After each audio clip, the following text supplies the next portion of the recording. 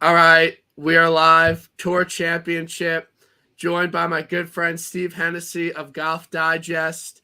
It's been a long time coming. I apologize that it took till the Tour Championship, everyone's favorite event, for you to come on, but you'll be a staple come, the fall swing and next year. You already got 2 spots next year, so you got nothing to worry about. Dude, I'm just happy to be here. Follow guests like Christopher Powers, Paige Sporanic. I mean, you just have a great guest list that'll just be included in that list. Quite the list goes on and on of guests of TIB. A lot of elite names, like not a lot of household names that have come on, over the past few months. Like Paige, yeah, I miss her. Like I do miss her. Like sometimes I'll just see a TikTok of her and I'll be like, I can't believe she was on my podcast. Like I can't believe I actually talked to her. I'm not gonna get into it. Just an amazing woman in every way. So Paige, miss you. I know she listens every week, so we'll miss you. But before we get into everything, gotta shout out BetSperts, our sponsor, who she also works with. So I feel like we need to link again. Go check them out. Doing a deal for the swing season. Get you some half price everything. So go check them out. If you're watching on YouTube, chat along, like and subscribe, all that good stuff. So we got a lot of stuff to talk about. The Tour Championship. I'm not deploying a lot of units as we would say like a major or the players or like Kapaloo to start the season. We're keeping it light. I'm mostly here just so I don't get fined. Need to do a pod. So there's a lot of stuff going on in the world of golf. So I thought you would be a good guest. You're not, you are a degen gambler, but you also have a good grasp on what's going on in the golf community. I know that you got some inside info as to what's going on. I know you're and Rory are tight. You I was actually in Wilmington. I was at the meeting. So there's been some speculation on who were the 23rd and 24th guy. And it was you, Steve. Can you confirm or deny? Have you signed an NDA at this point? Well, if the money's right, you got to talk to my agent. They handle all that stuff. So I'm just here, one shot at a time, one podcast at a time. Of course. So we'll start, BMW Championship. I was there last weekend. The DMs are flooded with people wondering if I killed Will Zalatoris or if I killed Cam Young. The short answer is yes. I killed Will Zalatoris last week. But, I think that with so many people on him the week that he won, and for it to be such a grueling playoff, I can say myself that I was praying to God and I was saying, I will never sin again. I will never do wrong. If you just give me this Zalatoris win, I'm good. I don't need anything else in life. So I feel like if I was doing that, I know a lot of people also were. Now he's withdrew and he's not going to be playing for a little bit. Were you praying to gods that you would never sin again if Zal won at the St. Jude? I was on Willie Z. I didn't have as much money as maybe you were to be, praying, but we've all been in that spot as a gambler. Just give me this one thing. I'm never going to ask for anything ever again. So I'm glad the golf gods listen to you. I'm not glad they, killed Willie Z because I was also on him last week. Also on Cam Young, so I was following closely as you were kind of daggering the both of them at Wilmington. That was tough. Yeah, it was truly unbelievable. I felt like I was in the Twilight Zone. I literally planned out the whole day to get there as Willie Z teed off.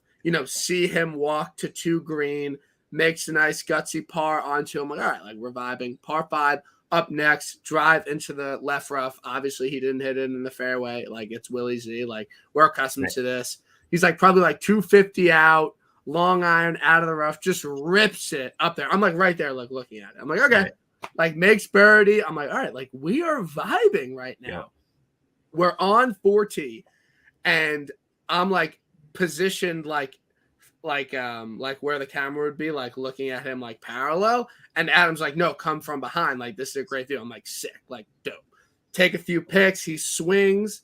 And then he just immediately grabs his back. He's my back. And I'm wait, what? What just happened? Right. And the video that the PGA Tour posted, like showing Will Z's like final swing, was like the one like I was right there for. And then he was playing with Grillo, and then he like made Grillo putt first, and I'm like, we are legitimately like fucked right now. And then he withdraws, and I see him like get carted off, and then he withdraws this week. He's out of the President's Cup. Like what? Like thank God he won, because that it would be a true like Bo Jackson situation if he didn't get his win, because it's just like now everyone's just going to be wondering, you know, like what could have been. Yeah. I know it's kind of crazy. I thought when he withdrew last week, it's like, all right, he knows, you know, he would still be in third in the FedEx Cup. He's just getting healthy for Tour Championship, but you know, he's leaving so much money on the table now, and you know, it's a shame. He had the back issue last year at the Open, had to withdraw. Yeah. So back's obviously been an issue for him, and I mean, it sounds like maybe that shot out of the rough did it. You know, who knows? Like everyone with a back issue knows, like it just takes one little thing. But you know, I'm sure it'll be fine for January. It's just a dagger though, because I mean, he's a lot of people's favorite golfers now. Like a bunch of my buddies like love Willie Z. So to have him out of this week definitely hurts. Like Sunday singles against like KH Lee, like I was dying to see that. Like, and like now we're not gonna get to see it at the President's Cup. Like it's all sad. And then like following Cam Young, like. He I followed him straight up because like I was like in and out. Like I followed him for probably like 20 holes, and he didn't make a single birdie when I was watching him play. Like there was just like an aura around me this weekend, and you know we got our Will Z win, so like we're not gonna complain. Like it's okay, but yeah, Cantley gets it done at the BMW Championship. Basically, all of like the thoughts I had, like I bet him at St. Jude. And all of like my reasoning on like why I thought he would win St. Jude, I was like, this guy's playing unbelievable. He's a walking top 5. He doesn't have a win this season. Like he's trending. He's going to get a win. Week too early. And then it's just like, you bet him on bent grass. Like it's not even like, oh, everyone has their like little things that probably don't make sense. Like Cantley is just excellent on bent grass greens. So, you know, let's say, so these are the things. Like if I didn't bet Cantley at St. Jude, if Zalatoris didn't win because I wanted to go back to Zalatoris, and I had a better number on him, like would have been all over Cantley. So basically I was on Cantley. Like if those 3 things turned out correctly, like I would have been on him. I'm chalking it up as a victory. Like I was right there basically, you know? Yeah, you were. It's the butterfly effect, the Brian Kirshner butterfly effect. It's just so many things, you know, just going on. But, you know, he's had an unbelievable season. And I think that if he didn't have that win, I think that it would have been kind of an underwhelming season for Cantley. Mm-hmm. You know, I just hope everyone doesn't fall into the trap that we fell into last year when he won the BMW and was like, bet this guy to win every major next year. Like some 25, 30s to 1, like slam him. I did that. No, do not he needs to win a major. There's not a player on tour that needs to win a major more than him. Maybe Zalatoris. Like the guy does everything but contend in majors, and at a certain point, it's going to be kind of an asterisk on his career, and he just needs to step up in the big boy events. Yeah, I mean, he had the close call at the Masters, but you're right. Other than that, and then he had a decent Open this year, but yeah, it's been weird with him at the majors, and you're right. Like people love to rush to the window and bet these guys at the majors after a big win like this, but yeah, not for me. You know, I think so many other guys have more upside than Cantley. Like Cantley's just going to bore with, you know, fairways, greens, and then, you know, the putter gets hot on bent grass, like you said. But yeah, definitely not. I don't know. And Cantley doesn't really do it for me either. He's just he doesn't do it for literally anybody. Like he has a hot girlfriend. Like that's really, and he like licks his lips. Like that's it. But, like there's nothing else. As a golf writer, he's like very thoughtful. He's probably one of the smarter guys on tour. So I think like he's just not exciting to watch, but he's kind of like intriguing and he has smart things to say. But I think a lot of people are in that category.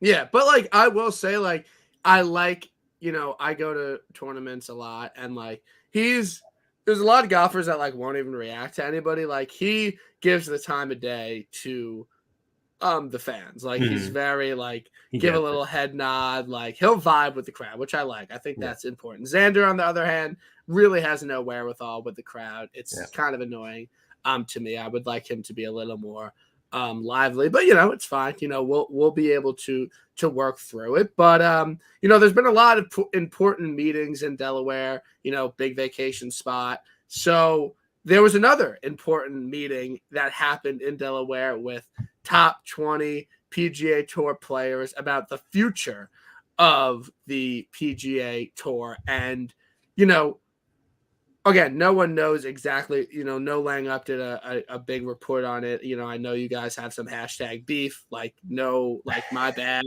It's all good. Like no beef. But I think the most important things to come about their report, their inside information, is that Adam Scott was in the meeting. So basically Adam Scott's not going to live.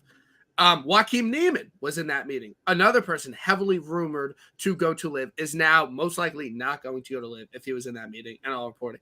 And now Hideki Matsuyama is, from all reports from everyone that people are talking to, is not going to live.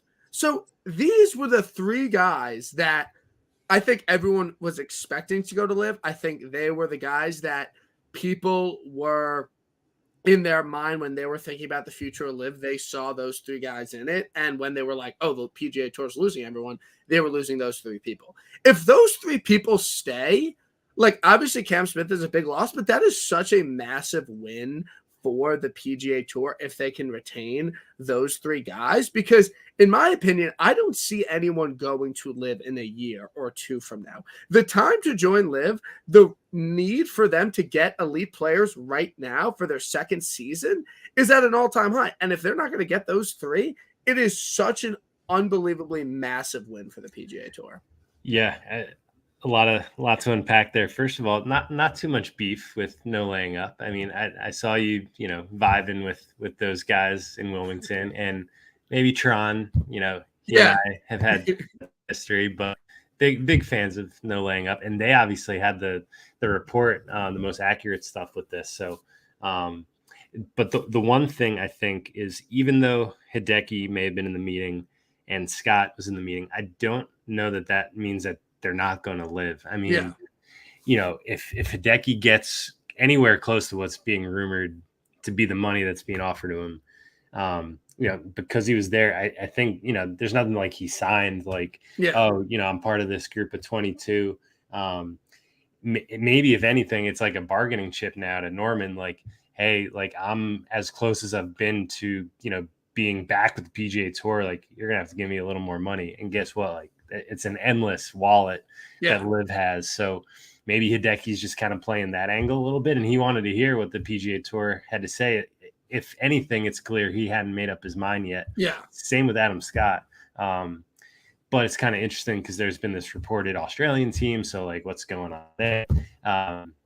Yeah, and it's just gonna be weird at the President's Cup. Like, you're gonna have Cam Smith there, and if the reporting true that he's playing in Live Boston, like he's not gonna be at the President's Cup. And Immelman, like someone, like they tweeted out the President's Cup thing, and someone replied to Immelman and was like, "What happened if Cam goes to Live?" And he's like, "I get another pick." And like it got like 8 likes, and I was like, I feel like that should be like maybe like a bigger story, and like no one was kind of on it. But I think Cam's not playing in the President's Cup. I mean, just from like I guess that one report, I mean, I would hope he would play in the President's Cup. But I think it's pretty safe to assume he's not going to if he's going to live. It's all crazy, and it's changing by the day too. And your point about like this is the time to go to live, I think is a good one. But I would just say like so much could change, like just in case like the PGA Tour decides like, we need to play ball a little bit with the live guys, whether it be one event, whether it be like some side team event. It just like opens the door to like more things happening like 2 years, 3 years down the line. And like if somehow they figure out the world ranking points, like then it's more attractive for some of these guys to go who actually, care about the majors and their legacy and stuff. So, like I said, it's just crazy. But yeah, I mean, what came out of the meeting, it's interesting that, there's this kind of side schedule of like, however many events, ton of money up for grabs. You could qualify into it. That's what the no laying up report said. And I think it's kind of exciting. It's going to create kind of a not a great field, even more so than usual for like a John Deere and 3M Open, which kind of sucks for those events. But, you could qualify to get into the bigger tournaments in those. So at least there's a little intrigue. But and you're going to make these guys playing at least 3 like whatever they're going to call this events a year. So like, maybe you would see like a Rory play 3M when he wouldn't normally. But yeah, I mean, who knows for sure? Like, it's hard. Like, I know a lot of people are coming out like, oh, this is just like live, like this sucks. It's like, we don't know exactly how it's going to be, and it's a year away. And I think it's very hypocritical for a lot of people to be like, oh, Jay Monahan did nothing about this. Like, the PGA Tour needs to do something to combat live. And it's like, okay, they're doing something to combat live. And it's like, oh, this sucks. Like, I don't want to watch it. It's like, you can't have it both ways. Like, do you have a better solution? Like, the top guys on tour have to get paid. Like, they need to get paid big money, or the future of the PGA Tour as we know it could be obsolete. So, like, if this is the solution and all the best players in the world are playing in the 70-man field, like the fucking BMW last weekend, like the BMW had good odds, like the BMW was an enjoyable watch, like all the best guys were there, like that's fine with me. Like, and who knows how it will affect the other events. Obviously, the majors will stay the same, which is obviously massive for most fans. So, like, everyone it's just like, if the PGA Tour needed to do something, hopefully they're doing it. We'll see as to exactly what that is, but we have a regular PGA Tour season coming up, and then by this time next year, again, who knows what is going to be actually occurring. But I'm glad the PGA Tour is doing something, and I'm glad that reports are getting better that these top guys that were rumored to go aren't going to. Like, I just think it's a big win. Yeah, like they're listening to what the players want to do, and it seems to be like that sentiment's changing. Like, before, Rory was like so anti-live. Now, all this live stuff is really sculpted what the PGA Tour is going to look like going forward, which is a different stance than 2 or 3 months ago. So that's just kind of how the pro game's evolving like so quickly. So so it will be interesting to see. The President's Cup will be interesting. Hopefully we get some news Monday if they're going or not. And then if we have to wait 2 weeks for the President's Cup, like 3 weeks, I think maybe, I'm not really sure, 2 weeks. We'll know that information when it comes to them. But this week we do have the Tour Championship. I think everyone knows the stipulations. The top 30 in the FedEx Cup rankings will make it. There's a staggered start. With different scoring based on how, players have finished throughout the year. And, every time we get to this event, there's a lot of chatter on Twitter and in general about how people don't like the format and it's not fair and they should do all this stuff. Even Patrick Hanley was like, I don't like it, but I don't know how it would be better. Like, I personally think that it's fine. Like, I think that it makes sense, like the way they do it. I think it's probably their best case scenario for this. In my opinion, Scotty Scheffler should be number 1 in the FedEx Cup rankings. Like, if he wasn't, there would be something fundamentally wrong. And he almost wasn't, but he wasn't, and it turned out well. And he missed a cut in a FedEx Cup playoff event and top 5 the next week. So, that's probably about 2 middling finishes. So the fact that he's number 1, I think, really helps their case because he deserves to be at -10, and he should not have the same score as everyone else going into this because he's had an unbelievable season. Could be a historic season when he wins this week.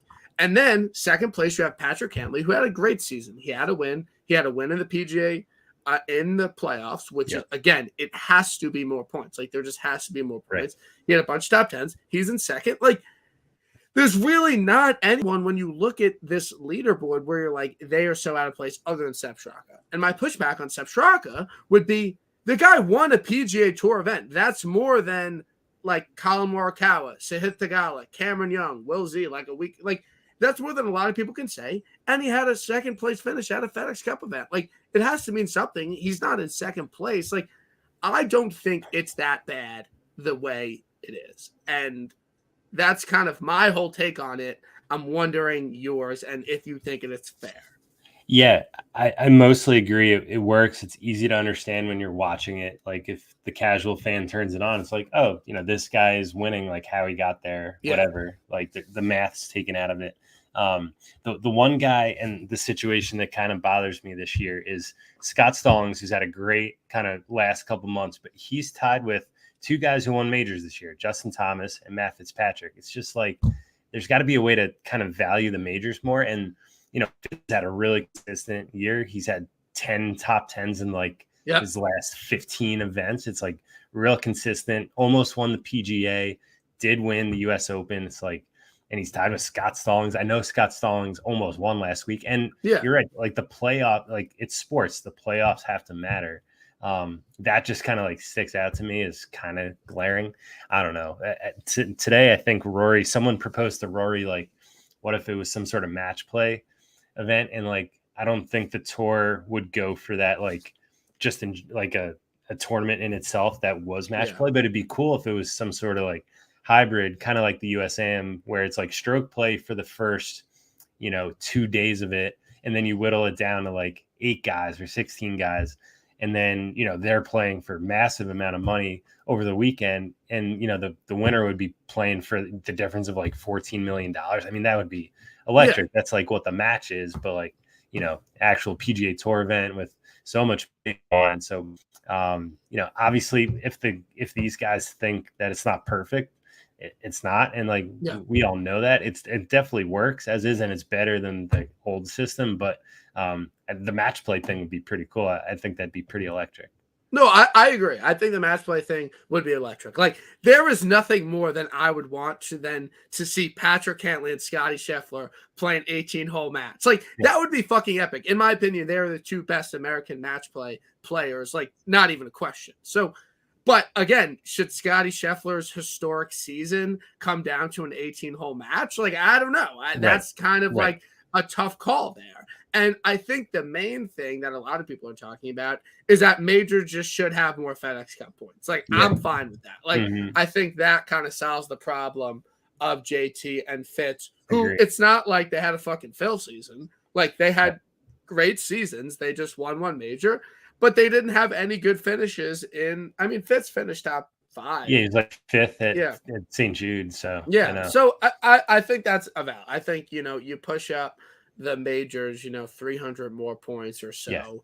And like that kind of helped things, and that will help Scotty. But my thing is like Scotty Scheffler should have a fucking advantage in this event, like 100%, and he does. So like I'm happy that will work. So I think that a lot of people like rightly just like to complain, and there's obviously issues with it. But if Patrick Hanley can't figure out a better solution to this, then like I think it's hard to just say it's completely broken, they need to change it. So correct. I think that from a betting perspective, it's obviously not great. Like I just don't think that it provides a lot of opportunities. But the fact that you can bet it, without the starting strokes, I think really needs to help. And I think that whether or not you bet with the starting strokes or not depends on what you think kind of the leaders are going to do. In my opinion, Scotty Scheffler is going to win this event with the starting strokes. I do not think that if you give Scotty Scheffler a 2-shot advantage on a course that is difficult, it plays, about average on tour. It has, tight fairways. It has, difficult greens. Like that is where I envision Scotty Scheffler playing well. And I think the fact that he 2 years ago in his first appearance at East Lake, I think was 2nd or 3rd on the Shadow leaderboard at this event. Like, I think this course suits him well. So, in my opinion, this is what I think about the week. I don't think there's any reason to bet with the starting strokes because I think at the end of the week, Scotty Scheffler is going to win. I think Cantley is really the only person that could give him a run for his money, and I'm not putting it past him, but I really do prefer Scotty. Am I going to bet Scotty at 2.5 to 1? No, I'm not going to do that. Like there's just no point in doing that. Yeah. I do think that's what's going to happen. So to bet Rory or Xander or Rahm, at like 9 or 10 to 1, that just doesn't do it for me. I'm not doing it because I genuinely don't see them overcoming Scotty, because I do think that he's going to run away with it. So what is your take on, with the starting strokes, what do you think Scotty will do? Do you see him atop the leaderboard come Sunday? Yeah, I mean, it's tough to argue with you. I would say Cantlay is the only other guy. And then Xander too. I mean, he has such good history here. He's, everyone thinks of Rory at East Lake, but Xander actually has the best course history here. So, being down by 4 is significant. He's got to make up a stroke per round, but he's kind of done that against the field average, at least in his tournament history here. So I like the way that Rick Gehman, our buddy, has contextualized everything this week. You have to look at everyone's floor, and Scotty Scheffler's floor is pretty damn high. So like he would have to have like a bottom, whatever performance, and like only gain maybe 3 strokes across 4 rounds against the field all 4 days to lose the tournament. So I'm with you. I'm not going to bet with the strokes. Without the strokes, I have a few guys I do like, and I'll just get into it. Rory, without the strokes, he's plus 750, and it doesn't make sense to me because with the strokes, he's 10 to 1. He's 5 back. Like, how are his odds not worse than that? Without the strokes, it just doesn't make sense to me. So I think there's a little value. It's tough to say plus 750's value at all, but in a 30-man field, given his history here, that's where I'd go with my money. It just feels like he's trending toward another win. He's just been playing too well the last couple months not to win. So that would be my favorite bet. Yeah, I think Rory makes a lot of sense. Obviously, people would point to how well he hit the ball last week. He couldn't putt. I think that's pretty on brand with Rory. Yep. Like, I don't think that's like anything crazy. But yeah, I do think that it's definitely better to bet it without the strokes. And, Rory, can't seem to win majors or win big events anymore. Like, he's completely washed. Everyone knows this. It's fine. So, I think it would be very fitting for his season to, win the Shadow leaderboard. I think that checks out. So I think it'd be a great place for Rory 750. But it's like legitimately a meme in the golf betting community about how good Xander is at East Lake. Like, it's like Rory at Quail Hollow, like Tiger at Augusta, like Phil at Pebble, Cam Champ at Augusta. And then it's like Xander at East Lake. Like, this is like his spot. Like, the amount of times, like, if there's like a course comp or like, oh, well, Xander's good at East Lake, so like he'll be here. Like, this is Xander's spot. Like, this is legitimately like where he plays best. And I think it checks out. Like, I think, Andy's article, I think was really good. Like, a lot of the player quotes talking about you have to hit the fairway. Like, Xander, very long and straight off the tee. Very good with his long irons. A lot of long par 3s. Doesn't make a lot of bogeys. Like, doesn't have to make a zillion birdies. Like, that's Xander Schauffele to me. Yeah. So, plus 750 to have the lowest score, without the strokes, totally checks out. Yeah. And there is true, like, he just has unbelievable course history. Like, in the Shadow leaderboard, he's gone, I have it up. He's gone first, 7th, 2nd, 1st, and 3rd. It's crazy. On the Shadow leaderboard. Yeah. Like, this is his spot. So, again, like, I think the 750 low score, I think, like, everyone's betting it, totally checks out. Like, it's fine. Like, no beef with it. Like, I think an actual mortgage play, like a literal, like, actually don't, it's the fucking Tour Championship. Like, don't actually throw a lot of money on this. But, like, Xander top 5 without starting strokes, like, plus 150, like, whatever, like, your unit is, like, throw, like, 2 units on that. Like, that is a bankroll builder. Like, he will be in the top 5 non-starting strokes. Like, there's just no way. He's too good at this course. Off that top 5 last week. I think you just ride the course history and a little bit of recent form, and you bet him, without starting strokes, and you bet him top 5. I think that a literal, like, if you want to build up some bankroll for the NFL, like, whatever your wife will let you take out, like, put it on Xander top 5. Dude, without the starting strokes. He's even his odds top 5 with the strokes. You could get it at plus 100. Like, he's up. Where? So many strokes. Where can you get that? At William Hill. There's seasons now. He's minus 135 on DraftKings. I saw that is probably a better bet because he's only 3 bet. Like, so either way, top 5 with the strokes, without the strokes. Again, we're not like, I think it's weird for a lot of bettors because we're so used to betting like 30-1. But like, so to be like, okay, I'm gonna like put $200 on something that's like plus 100. Like, yeah, it sucks. Like, you got, like, if you don't want to, don't do it. I'm not doing it.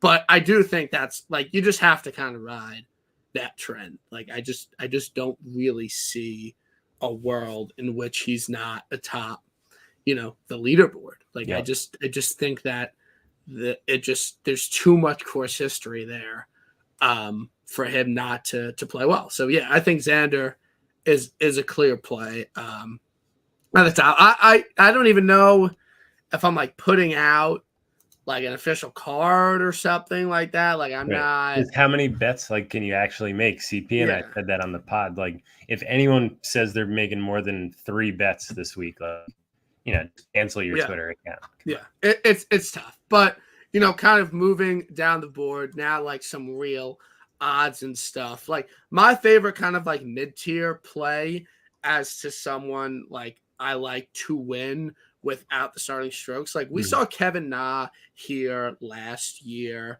kind of a lower end guy, play really well, tie for the lowest score without starting strokes. So like, I think it absolutely can be done. I think it will be similar to last year, which we have an elite guy, Rahm, who, where did he start? Like, he wasn't second. Like, he was not second, but he was he at -4 or like better than that? Maybe 5, but you're right. Not better than that. So like, he shot the lowest shadow leaderboard score and he didn't even win. So like, I think that bodes well, and he was an elite talent and he was at the top of the leaderboard. Like, I think that bodes well for being like, I'm not like, don't bet with the starting strokes, like bet it without, because we just saw last year Rahm, who had an unbelievable season. He was at, again, like I said, he was at the top of the leaderboard. He shot the lowest score over 72 holes, and it was kind of close at the end. So it's tough. It's really tough. It's definitely tough. Yeah. I mean, there's some guys that I'm tempted to bet, but I'm probably not gonna. Probably just gonna be single bullet Rory and then our Xander mortgage play. Yeah. And a couple matchups too. The matchups are fun. And then you could live bet it too. I mean, it's a good event to live bet too. Yeah. But some guy I like without the starting strokes, I like Adam Scott 22-1. I'm with you. Like, the guy is playing unbelievable. 2 straight top 5 finishes in the FedEx Cup playoff events. We've seen mid-tier guys get really hot towards coming up to East Lake and then continuing this success. And what really has me excited about Adam Scott is the fact that he's just been putting really great. Like, he has found something with the flat stick. And I don't think that it's just going to magically go away this week. And I think that the fact that his 2 top 5s are around mid-range scoring, this 14 to 15 under, like that's where he was playing well. He's not a guy that's going to go out and make a million birdies, but he's not going to make a lot of mistakes. He's not going to make a lot of bogeys. And, he could get decently hot with the flat stick. So Adam Scott, 22-1, shadow leaderboard, even a top 5, plus 300, top 10. Like, I like that. Like, I think Adam Scott's going to have a good week. He's pretty accurate off the tee. He's found something with the flat stick. So I like that. Do you like anyone in this kind of mid-tier range, for a matchup, without strokes, like a top 5 and any kind of mid-tier guy that catches your eye this week? Yeah, I'm with you on Scott. And like, people don't remember because it's been a while. And like, Fantasy National only goes back 5 years with the tournament history, but he's played here 11 times and he won here in 06. has a bunch of good finishes. So he was one of the two guys I'm tempted by. I haven't pulled the trigger yet. Might. The other guy to me is his Aussie little teammate, Cameron Smith, which is more of kind of like a motivation narrative play, which is dangerous. But you just know he would love to stick it to everybody, chatting about Live and go out and win this event. Like that would be such spice. And I kind of root for chaos, Brian. I mean, if Cam Smith is up there going into Sunday, like, golf Twitter is just going to be ablaze, and I just kind of root for that kind of stuff. So, because you're a journeyman, like you're a click guy, like you're in the industry, like it would be good for GD for a little bit of chaos. It's good content. I mean, I can't blame you for that. Yeah, and like he's had such a good year, like he might be the best player over the entire season. And his approach play is probably the best last 24 rounds, and so. And his putter could get super hot. I just think he's got that chip on his shoulder. So those are the two outrights for me. I think Spieth over Max Homa. Max Homa's numbers just look really bad. So, and Spieth played well at Wilmington. So minus 140, a little too much juice, but might be willing to lay that with Spieth. Homa, and this is like I think it's the first. No, it's not the first time Homa's been here, but he doesn't have great history. No, I think it is, bro. Is it? I think so. Yeah, even with his other wins, I guess that's right. Let's do a quick little search here. Yeah, I don't think he's played, but I do think that Spieth and Greller might have single-handedly saved the PGA Tour with that viral clip from Wilmington. Like that was great. Like I was scrolling on TikTok and like I saw it and I was like, it had a lot of likes for when it was posted. I'm like, this is good. Like this is good content. Like the casual fans are gonna love this. Like they got the whole fucking conversation on camera. They posted it because it was just fucking hilarious. Like it would have like it's not really that funny considering he was fucking tied for the lead. Right. Like it's not like he was like 4 back. Like like he was like tied for the lead at the moment. And I think it showed how little power caddies have. Like because like you can't be more adamantly against the shot than Greller was. He did everything he could to talk him out of it. And he still fucking did it. Yeah. I think Spieth might be a bad example because I don't know how other players would have returned. But an all-time line, I think this is a fun Tuesday or Wednesday shot.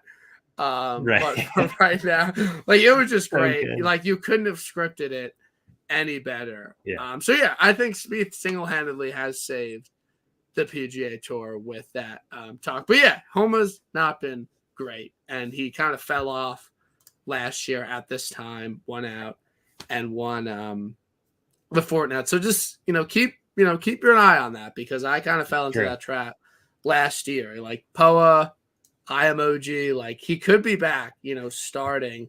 This is kind of like I might catch you off guard. This has kind of been an inside joke with my friends all weekend. Do you have any early leans for the Sanderson? Because I've heard like 8 different podcasts already anoint a winner to the Sanderson. Like the Sanderson seems to be like Sahith, Cam Young, Pendrith. Like I've heard a lot of chatter that Sanderson could be a breakout spot. So off the top of your head, do you have an early lean for the Sanderson this year? I do not. I've actually lost a lot of money at the Sanderson. I've Sam Burns pretty hard the past couple of years. Well, not last year, unfortunately. The couple of years before that. Sahith, I kind of like Sahith there. But I don't know. Okay, well, just keep an eye on it. Field. If I know, like I don't like I think it's just like a course where like it's just like wide open fairway, so it's like anyone can play well there. Right. So let me know if you're watching this. Send me a DM with your early lean for the Sanderson because I'm looking for a pick, and I think there's a lot of ones circulating out there. But we need to hit a winner at the Sanderson. Big fall season coming up. Yeah, I'm excited. My cash in the mail, one and done. Immediately put that into the swing season, one and done. Swing season's fun for me. Like, I'm not a big fantasy football guy. Never really have been. I've come in last the last 2 seasons for my fantasy football league. So I'm devoting a little bit more energy to that this year because it's kind of embarrassing. And like, I want to like prove to my friends, like, I think fantasy football is like fundamentally stupid. Like, it's not fun. Like, there's no skill involved. Like, it's all fucking random. So if any fucking fantasy football nerds like want to like, no, it's fucking random. Nothing you do has any impact on fantasy football. So just want to state that. Wow. Okay. Yeah, like it's just not my thing. And like I'm out here grinding like, the Butterfield Bermuda Championship. And like it's hard to kind of devote my energy. You can't do it all. Yeah. I can't do it all. I can't do it all. But yeah, fantasy football, I'm having a big year. Are you a big fantasy football guy? Big fantasy football guy. Okay. I'm in 5 leagues. I do enjoy it. I would argue that it's all luck. It's all about the draft. The draft is like one of my favorite things of the year. And I get to do 5 of them. So it's pretty great. Yeah, I crush fantasy football podcasts, all like the premium content. So yeah, I'm kind of the opposite. Like when the fall happens, I like, let off the gas golf wise, which is why I'm glad like the Tour Championship's done this week. Yeah. And then I'm in like full football mode kind of. Yeah. So like, I think there's a lot of like connotations about like golf touts and like DFS. Like it is like times 50 for fucking fantasy football.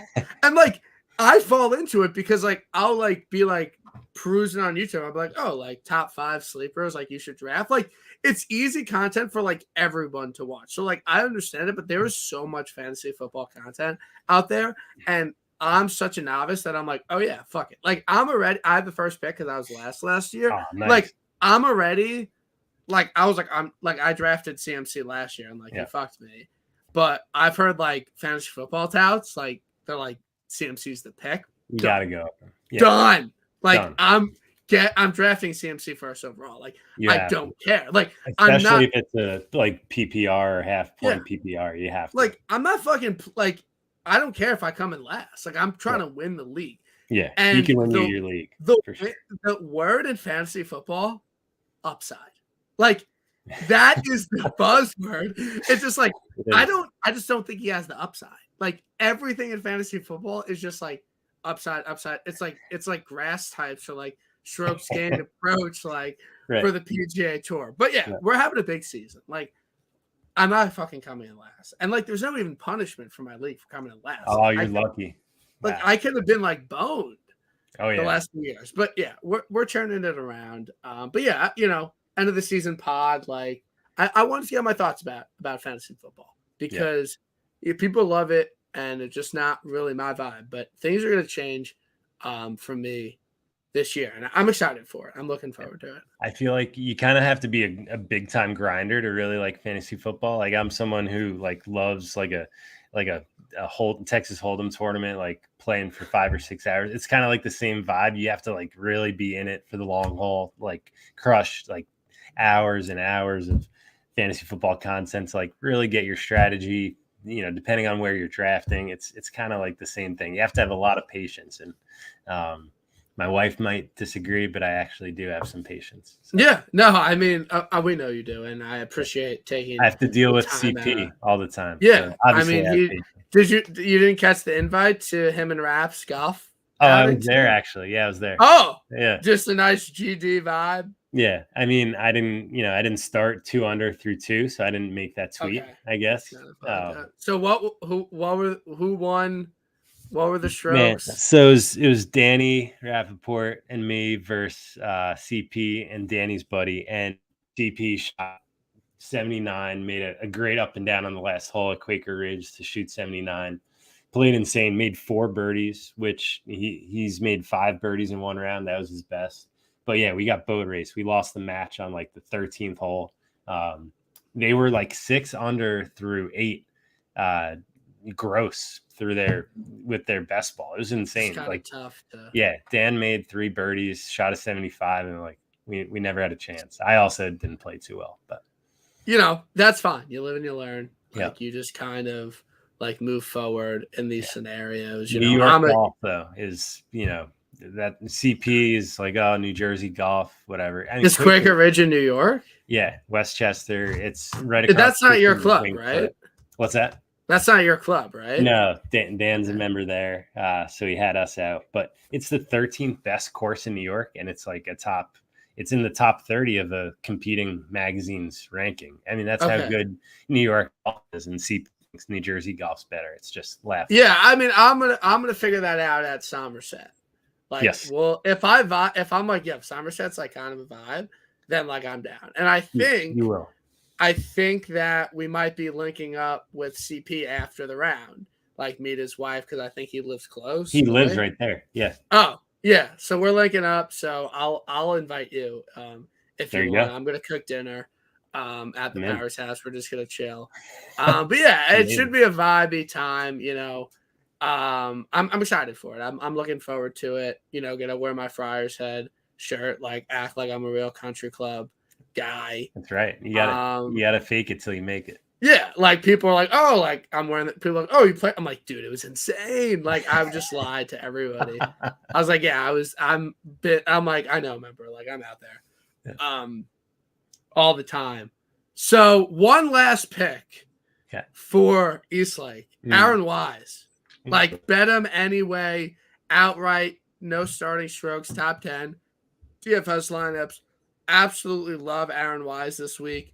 Probably my favorite play on the board. Wow. I do think that he's going to play really great this week. I think this is a place that rewards ball striking. I think that he's extremely accurate and long off the tee. Gained 6 strokes ball striking last week. Had it going with the putter. I think that's always important to see with him. I think that the scoring's right kind of in his wheelhouse. So yeah, Aaron Wise, 40-1 to win without the starting strokes, plus 450 top 10, plus 190 starting top 10. Like, love it. Like, absolutely all over. This feels like an Aaron Wise. Yeah, for sure. Like, I could see him being the new Xander in 5 years. Wow. Like that's how strongly I feel about Aaron Wise at Eastlake. And like he's just the boy, like chill guy, future star on the PGA Tour. So those are like my 3 guys. I guess Xander, like if everyone's doing it. Adam Scott, Aaron Wise. Just like some ball striking bastards, as your friend would like to say. I like it. I feel like one last pick for me, and I haven't pulled the trigger yet. It's kind of crazy. It's also the most boring pick of all time, but Brian Harman, 80-1. You got to find fairways at Eastlake, and Brian Harman's going to do that. It's boring, but he's had a bunch of really consistent finishes too. And it just feels like, he could sneakily finish top 10 easily, 80-1. Be last year's Kevin Na, a little bit of a short knocker. That's kind of what it feels like. Yeah. Done. Yeah. Like, love the pick, honestly. Let's go. Love it. Is he going to be in your – are you doing a GD article this week? We just posted it. That's my long shot to win. Okay. So how many guys picked Xander to win? Yeah, pretty much everybody. Okay. So, yeah. No, I'm looking forward to checking that out. It will be a good one. So, got to go out with a bang. Excellent pod. Appreciate you taking the time from your family to join TIB. I'm sure they understood. Like, I'm sure your little kid was like, oh, TIB. Like, yeah, I see it on like my iPad. She gets it. She gets it. Like, it's fine. Chris just replied. He's been watching. So shout out Chris. I don't know if he would just like turn it on like in between the Yankee game or something, but he said I can cook dinner at his house and that you're welcome to join. Yeah, so there going to be a the vibes movie will be great. Next Wednesday. Absolute movie. No golf. Locked. What do you guys do at Golf Digest next week? I mean, we do a lot of other things, not the tour. So yeah, we'll just be doing a lot of our other content, instruction, equipment, courses. I'm the courses guy, so it's always busy times, but it'll be nice. I think we're taking a couple weeks off the podcast. Not next week though. We have a very special guest joining us for next week. So little proper tease there. Go check out the Loop podcast. Speaking of fantasy football, it's fantasy football related, so no big deal. Wow. It could be. I can't wait. I listen to the Loop every week. One of my favorite pods. You guys actually like get good guests. Yeah, like that's pretty sick. This might be one of the best guests. It's definitely, but it's fantasy football related. Well, it's football related. I'll say that. One of the biggest names in football. That's all I'll say. I don't. Okay, I mean, you can't get more of a hype for that. Like, I think that it's going to be amazing. Legitimately, can't wait. So, before we let you go, do you have who is going to win a major next year? Do you have a lean for a major winner for 2022? So not like a fucking ROM, like, someone, a little bit of a longer shot. You got any early leans? I did place a bet on Tony Finau to win the Masters. Okay. At his little run, like 50-1 to win at Augusta. So I like that. 23 Masters. And even though you killed both of them, Willie Z and Cam Young, I mean, they're going to contend again, I think. So I don't know which majors, but I don't know. I heard some inside info on LACC. Did you? Yeah. Like from the highest order in America. Like I heard that a former president did not feel very welcomed at LACC. And it's a very hard club to get onto. Yes. They don't let anybody in. So I think that will be a little bit interesting to see LACC. And then, kind of in our backyard, we got Oak Hill coming up. Little plug. Andy's playing it coming up Friday. Yeah. I mean, I'm pumped. And I think Andy and I are playing Black Saturday. So that will be fun. Nice. Got a nice little rotate going. Yeah, I kind of dissed it before, but Northeast, Bentgrass, IMOG, breakout winner, Cantlay at Oak Hill. Yeah, I can see that. I'm just saying, like it could be a vibe. Yeah, it could be a vibe for him there. So yeah, next season's gonna be great. We're gonna have all the best players on one tour. So it's been a wonderful season. It's been a great season of TIB, and we'll literally be back in. I don't know. I know it's a week off, and then it's one. I think I'm not doing a pod for Sanderson, which sucks because I have so many locks. But I'm going on a work trip to San Diego. So I will not be doing a pod that week. But I think I've put out enough pods for you guys. I never really miss a week. So, and it's tough being a podcaster. There's a lot of obligations that you need. So, Steve, absolute pleasure. We have to play a round of golf soon. Yes, we will. It's a little long overdue odd at this point, but I think this podcast kind of broke the ice and everything. So check out the Loop. Check out the top 100 courses. Check out, Steve's fantasy football rankings for the upcoming season. They're really good. And I hope everyone has a wonderful night.